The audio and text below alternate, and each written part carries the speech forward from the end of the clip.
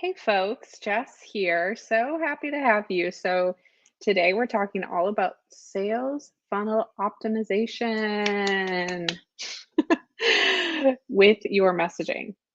That's where it's all like key play for me is in messaging. So today, optimizing your sales funnel really involves analyzing each stage and each phase of the funnel. So we're going to make some recommendations and some adjustments on how you can optimize and improve your overall sales strategy with your own outline and your own framework of what works for you and your audience and your customers. But I'm just bringing up some things to help you tweak it, or if you're getting frustrated and feeling stuck, maybe this will help you to break that feeling. So let's get into it. All right, so sales funnel optimization, that's what we're talking about today. And it's not really like the tech optimization of it really, but it's, are you optimizing your tools and your audience and your messaging in the best way to allow for conversion, to allow for sales, right? So it's a lot of strategy that we're going to talk about today, but strategy is always good because we want to measure twice, cut once, right? Or measure three times, cut once. Um, so let's get into it. And also, you know that I love worksheets. And so I created a sales funnel optimization worksheet. So I'm going to go through that, and it's going to have all this information so you can download that at justhopconsulting.com. So let's get into it, friends. So first, we want to define our sales funnel. And if you already have a sales funnel, you can tune out. But if you do not have a current sales funnel, let's talk about it because it's really important to have a funnel for people to move through, right? Our funnel is in the inverted triangle. So we have our awareness at the top, we have consideration, and then we have decision. Okay. So defining your sales funnel is really important to make sure that we're telling our people um, what they need to do and giving them guidance around who we are as maybe a brand or a company, and getting them to move further on in that decision ladder. And of course, you have relationship building that goes along with this, but we're just talking basic sales funnels here. Along with defining your sales funnel, we want to talk about key metrics. And this is where folks tend to tune out. Like salespeople, I love you all, and you are the most extroverted, fun people that I know. Business owners, same thing. You all are just so in it and so in your expertise and what you do that maybe numbers really don't matter too much. But when we look at key metrics, and again, this is in the download, so if you are a better learner seeing it on paper, I for sure am. You can see all of these key metrics that I recommend you follow or update, every month or quarterly, or just like putting it into your cadence for your team. So we have our conversion rates, right? So measuring the percentage of leads that moves from one stage into the next. Maybe average deal size is something that you want to track. The sales cycle length, how long it takes for a lead to move through the entire funnel that you have. And again, that can vary on industry, that can vary on service, time of the year, all those things, budget, when budgets are being announced, all those good things. Customer acquisition cost, or CAC. So, a cost associated with acquiring a new customer, right? We know that it's way more expensive to acquire a new customer. So, what is that cost? What is that customer acquisition cost? And then the last one that I like to track is customer lifetime value. So, the total value of that a customer brings to your business over the lifetime of your relationship with them. The next thing that we go into is how to analyze current performance. Again, we're talking about optimization, messaging. Reviewing the data that we talked about, those metrics, is really important to see your strengths and your weaknesses, which helps in your messaging, helps in your branding. I was driving, and of course, marketers always look at billboards. And I feel like we're the only ones that look at billboards these days.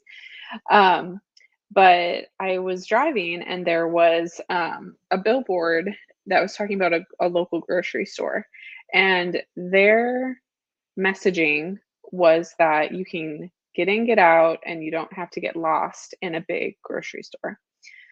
So if you think about how would they know that? Well, they're reviewing their data, they're reviewing their customer feedback, they're reviewing what sets them apart from their competition, which is really important to, again, your messaging, your branding, and attracting your new customer or client.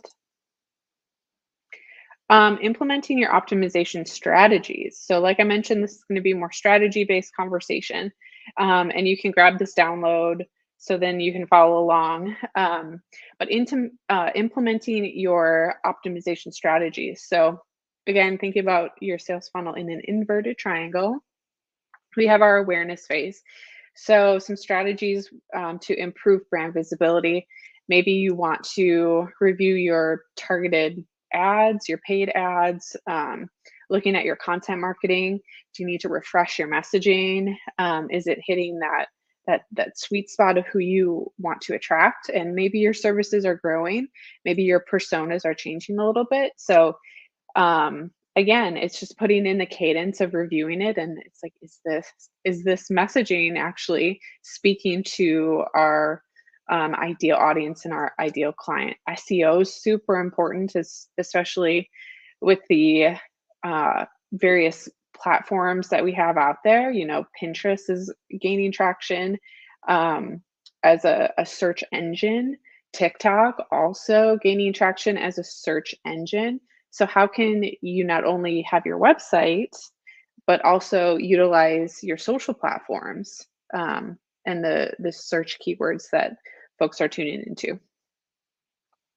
Also, another strategy would be in the interest stage. So, creating, again, we're in our inverted triangle, we're one notch down from awareness. So, we're at interest. In that stage, you might want to look at how you're creating that compelling content, how you're messaging forward to capture potential customers. Because in this interest stage, this is where people are like, oh, yeah, I want to hear more. I want to download that thing. I want to get that ebook. I want to sign up for a demo. All those things where people are like, "Oh yeah, okay, I want to learn more about you." Are those things converting properly? Are people clicking the link but not signing up all the way? Are you asking too much information of your introductory interest stage? Something that I worked with a client on is they had a phone number in their form, like drop in your phone number, and people just would not do it. So as soon as they removed that barrier, boom, they got so many more conversions. So just think about who your client is and who your um, ideal audience is, and are you asking too much information of them? Are you making it too difficult for them to be in that interest stage? The next stage, consideration. So people are, you know, asking those fun questions of like, well, how much would it cost? Or could you put a proposal together for me? All those things are really important when we're thinking about testimonials, case studies, demos. It's just that deeper connection relationship that you have with folks in that consideration stage. So reviewing the content that you're putting out there, and then in the decision stage, offering. So we're now at the bottom of our funnel. We're at decision. So offering personalized promotions, discounts, incentives, and streamlining the checkout process. Again, we're in an Amazon world, right? Like a Amazon Prime world. We want one click, we want recommendations, we want all the things because we're used to it. Is that right? Is that wrong? For you to decide in your business. But we're just at this stage of people, myself included, think about you when you're shopping online or making a decision online. Immediacy is super important. So streamlining any process that you have, take a look at that. And then retention. I know I don't talk about retention a lot in a sales funnel, but again, it costs way more for acquisition costs of a new client than to retain current clients. So, how are you loving on your current clients? That's really important to talk about. Okay, and again, if you didn't capture all that information, you can download the guide that'll help you, you know, in all these ways. I think there's 8 ways. So download that guide, and really take some time with all of this. I'm kind of running through it. But on the next one, test and iterate, which is a fun word. This is where you're going to want to do A/B testing. Have you ever done A/B testing with your ads, or even content? Like people and the algorithms will um, shift up content that's being looked at more, being engaged with more. So how are you testing your funnel, your copy, your design, your look, your feel, your calls to action, all of that, taking a look and seeing what's actually working and doing more of that. um, and you don't have to, you know, be overwhelmed by all this. I know it's a lot of information at once, but even tweaking certain content pieces, blogs, SEO, you'll be able to see pretty immediately if it's working or if it's not. So that's kind of fun to test and iterate. I am a huge fan of technology because it also brings along data. So anytime you can use automation tools to streamline your process to nurture your leads, um, using a CRM to again capture those leads, capture the analytics, and gain insight into your customer behavior. It's just a deeper level of relationship. Customer feedback. Oh my gosh. So, how many of us are nervous about getting customer feedback, right? Like, you don't want to hear the bad stuff usually, but that's where the the challenges and the issues that our customers and clients have, that's where we can be better. So gathering feedback from customers at the different stages to understand their pain points is really, again, that iterating and testing, which can be fun. And the last topic is to review and optimize. So, how often are you reviewing your sales funnel? How often are you reviewing your messaging that's going along with your sales funnel and your website and all the things that are connected to your client, your persona, your client audience? It's really important to do this quarterly, check in on your content on your website if you don't do that weekly.